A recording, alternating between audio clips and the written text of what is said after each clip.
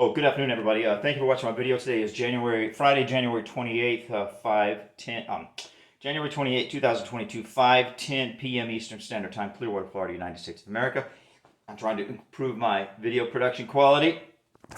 I used to put the videos way down here like this, but then I heard you're supposed to do it up high. Well, I can't, I don't have anything to put it up high with, so I'm going middle ground. I've just got a stack of books here, and I'm using the kitchen faucet, and propping the phone up, and that's as good as I can do today. So hopefully that's a little bit better. But I'm going to make this quick because nobody likes long videos except me. I like long videos. I listen to a 3 hour, anyway, I listen to a lot of videos. Okay, today's message is, it's a message from the Bible, and I think it's an amazing message. I think it's a difficult message, but I think it's really humbling and inspiring at the same time. So I hope you agree, and if you don't find it to be humbling or inspiring, then I hope you find it to be good in some other way. But basically, Daniel 4:17 says this. Here, let me do it like this. You don't look at the top of my head. The decision is announced by messengers. The holy ones declare the verdict, so that the living may know that the Most High is sovereign over the kingdoms of men and gives them to anyone he wishes, and sets over them the lowliest of men. Okay, now, in the next chapter, also Daniel chapter 5. I had it memorized, now I forgot it. Daniel chapter 5, and I'm trying to go fast. Oh, here we go, I got it. Daniel chapter 5, verse 21. He was driven away from people and given the mind of an animal. He's talking about Nebuchadnezzar, king of Babylon. Okay, he lived with the wild donkeys, and I love this story, and ate grass like cattle. And his body was drenched with the dew of heaven until he acknowledged that the Most High God is sovereign over the kingdoms of men and sets over them anyone he wishes. So this is amazing. This is an amazing message. The story of Nebuchadnezzar being the king of Babylon and then being turned into a wild animal is an amazing story. I won't review it because I'm trying to be quick here, and I'm already 2 minutes in. So, but the thing that I want to point out is the proposition, which is doubly emphasized, or at least emphasized once anyway, is that God puts over the kingdom of men whoever he wishes. He puts over the kingdom of men whomever he wishes. This is an incredibly important point that I think is totally counterintuitive to us and totally violates our sin nature, because our sin, and by sin nature, that's all of us. I'm not pointing a finger at anybody. We all have a sin nature. So I could just easily say my sin nature. So we all have the sin nature. It's just part of being human. It's not a good thing. It's not a bad thing. I mean, I guess it is technically a bad thing, but I mean, it's something that we all have. So it is what it is. It's normal, but it's not good. Let's put it that way. It's normal, but it's not good, or it's normal and it's bad. So the point being is that God does not raise up the best people. You see what I mean about it being counterintuitive? And see what I mean about it violating our sin nature, our pride? Our pride wants us to, be able to take credit for the good things that happen to us.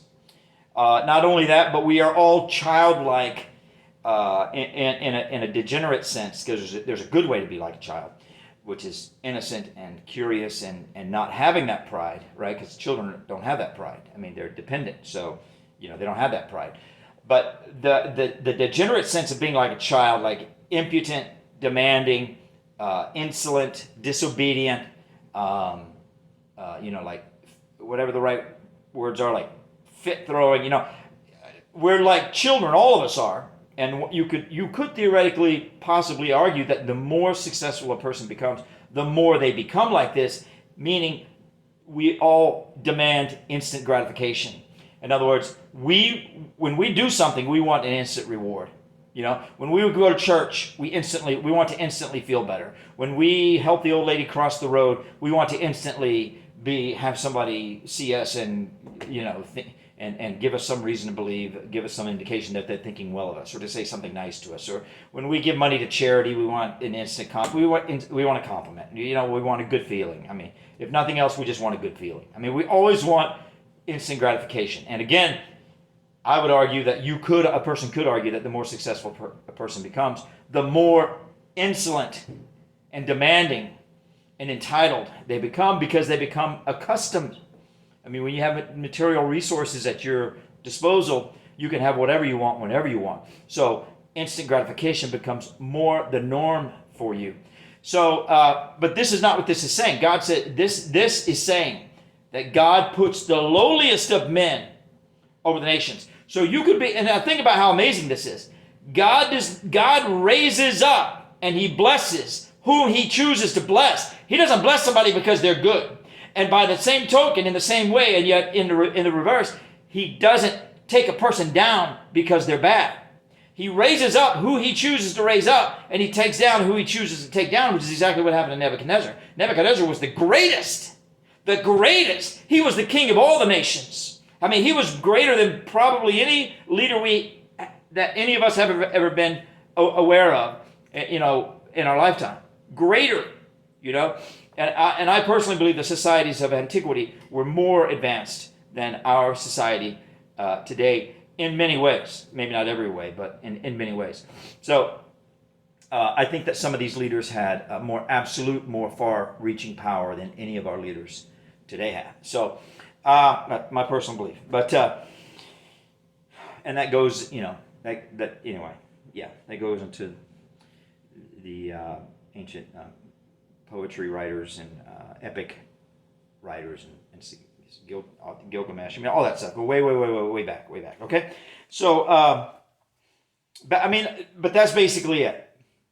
That's basically it. But the thing is we do the right thing because it's the right thing. We all want the favor of God. We all want instant gratification. But I think, in my opinion, the Bible is pretty clear. It doesn't necessarily work that way. It might work that way. But see, it doesn't necessarily work that way. And that's pretty cool. Because if you're just doing something to get something, then what are you really? I mean, what are you? If you're going to church to feel good, what are you? If you're making a donation to get a compliment or to get your name in a piece of paper or on some little stick they put in the ground or a little plaque they put on the wall. I mean, what are you? Are you even good? And I'm not going to answer that question because maybe you are, but I'm just saying it's a good question in any case. If and when we do things with the intention of achieving instant gratification, when even again, when that instant gratification could only be a good feeling, right? So we do the right thing because it's the right thing, and God raises up who he raises up. And, like Job said, in the book of Job said, even if you slay me, this is what Job said, even if you slay me, still I will praise you.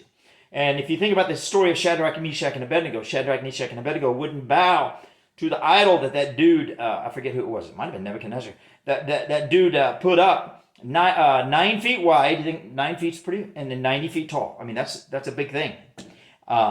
That's a big, whatever it was, it's a big idol. You don't see things that big unless you go to like a theme park or something, but you don't just see them you don't see them in normal places around town, right? But even Shadrach, Meshach, and Abednego, they didn't say, we're not going to bow and God will save us. They didn't say that. They said God can save us, but even if he doesn't, we're still not going to bow to your idol. In other words, we not expect the instant gratification of being the witnesses of some kind of epic miracle just because we're doing the right thing. No, we're going to do the right thing and we might die, and we're okay with that, right? So we have to do the right thing even if it costs us everything to do it. Getting the reward, getting the warm fuzzy, getting the compliments, getting the name on the little stick they put in the ground or the plaque they put on the wall or whatever, that doesn't mean anything. That's nothing. And the people that pursue those things are nothing, right? They're nothing.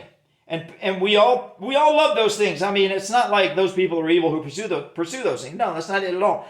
We all love those things, right? And so we have to be careful, and I think we have to keep this principle in mind, that God raises up who he wants to raise up, puts down who he wants to put down. Nebuchadnezzar was at the top. God brought him down. Other people, I can't think of an example right now. Well, no, actually, King David was at the bottom. He was the youngest. He was the shepherd. He had the grunt job in the family. God raised him up to be king, And this makes people mad. All of David's brothers were mad. They're like, why are you picking him? Because it's not about us. It's about God, right? It's not about us. It's not about I go to church, I memorize the Bible, I don't smoke, I don't gamble, I don't sleep around, I don't, it's not about us. It's not about us. It's about the Lord. It's about God. That's what it is.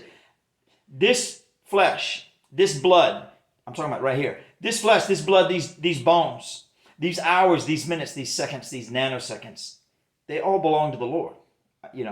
I'm just a steward. It's my job to take care of it all, but it belongs to the Lord. He can throw it away. He can do whatever he wants to with it, right? So anyway, it's amazing. It's an amazing principle, I think, that is humbling and inspiring at the same time. It's very sobering. It's not a titillating, happy, positive thinking. It's not like that. It's a sobering truth principle that I think if we can fully internalize it and embrace it, it will enhance our relationship with God and make us better people, because ultimately God does want to bless us. And so there's always like a DNA helix, it twists. It's got all these nuances and all these little characteristics, not contradictory but contrasting characteristics. All of these things have these principles always have like a twisting, bending, nuanced, contrasting array of characteristics, and this principle is no different. So anyway, hey, thanks for watching my video. Today again is Friday, January 28th, 2022, 5:22 p.m. This went far longer than I had wanted it to. I want to keep it at like 3 minutes, but I'm not very good at that. So God bless you. Thank you for watching. Peace, blessings, and liberty to you and yours. Bye.